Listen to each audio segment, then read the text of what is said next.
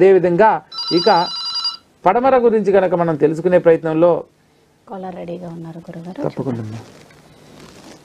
Hello madam. Hello sir, నమస్తే.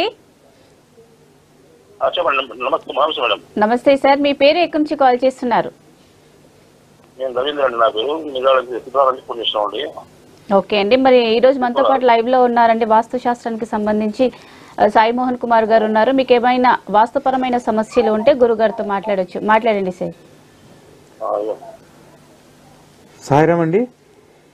నమస్కారం గురుగారు. సాయిరామ్ అండి, చెప్పండి మీ సందేహం ఏంటి? మాది అండి, మాకు దక్షిణ వీధి బోర్డు నుంచి చెప్తున్నారండి. ఓకే, దక్షిణ వీధి బోర్డు నుంచి చెప్తున్నారు. షాపు ఓకే, దక్షిణ వీధి బోర్డు నుంచి చెప్తున్నారు. మధ్య రోడ్డు, మెయిన్ రోడ్, పెద్ద రోడ్డు పోయిందండి. ఓకే, అటువంటి వాటికి కన్స్ట్రక్షన్ చేసిన మధ్య మేము. ఓకే, అంటే మీ షాపుకి ఆనుకొని పడమర భాగంలో ఇంకొక షాప్ ఏమన్నా ఆనుకొని ఉందా? పడమర బాగా ఉందండి.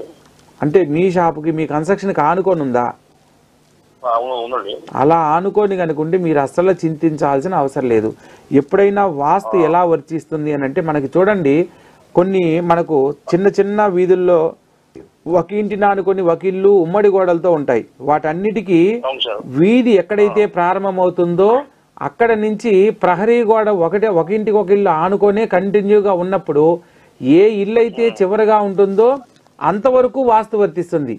మనం మన ఇంటి కోసంగా మనం ఏ ఇంటికి ఆ ఇల్లు వాస్తు చూసుకుంటాం, కానీ 100 ఇళ్ల తర్వాత అటువంటి ఇళ్లకు వాస్తు ఎలా అయితే వర్తించదో, ఇప్పుడు మీకున్న స్థలానికి ఒక ప్లస్ పాయింట్ ఏంటంటే, పై భాగంలో ఉన్న షాపు గనక మీకు ఆనించకుండా గనక కట్టుంటే మీరు ఆ యొక్క వీధిపోటు వల్ల కొద్దిగా ఇబ్బందులు పడడానికి కారణమవుతుంది. కానీ పై ఇల్లు ఆనుకొని ఉన్నప్పుడు వాస్తు అనేది దక్షిణ నైరుతి నుంచి మనకు వర్తించినప్పుడు ఇది మధ్యలో భాగం, పైగా అది కింద భాగం అవుతుంది. దానివల్ల వ్యాపార రీత్యా అభివృద్ధి చెందడానికి కారణమవడానికి కూడా కారణమవుతుంది. అయితే ఇక్కడ మనం వ్యాపార స్థలంలో కూర్చోవలసిన నిర్ణయాలు కూడా మనం చేసుకోవాలి. తూర్పు ముఖంగా మాత్రమే కూర్చొని దక్షిణ నైరుతిలో మనం వ్యాపార స్థలంలో యజమానిగా కూర్చుంటేనే ఆర్థికంగా లాభపడడానికి అటువంటి వాటిల్లో వాస్తు వర్తిస్తుందన్నమాట. మీరు నేరుగా కాల్ చేసి కానీ లేదా మీరు వాట్సాప్కి వీడియో రూపంలో ఏదైనా పంపించి వివరంగా తెలుసుకునేటట్లయితే వివరంగా తెలియజేయడానికి ప్రయత్నిస్తాను. సో విన్నారు కదండి, గురుగారు చెప్పినట్టు చేయండి, బాగుంటుంది.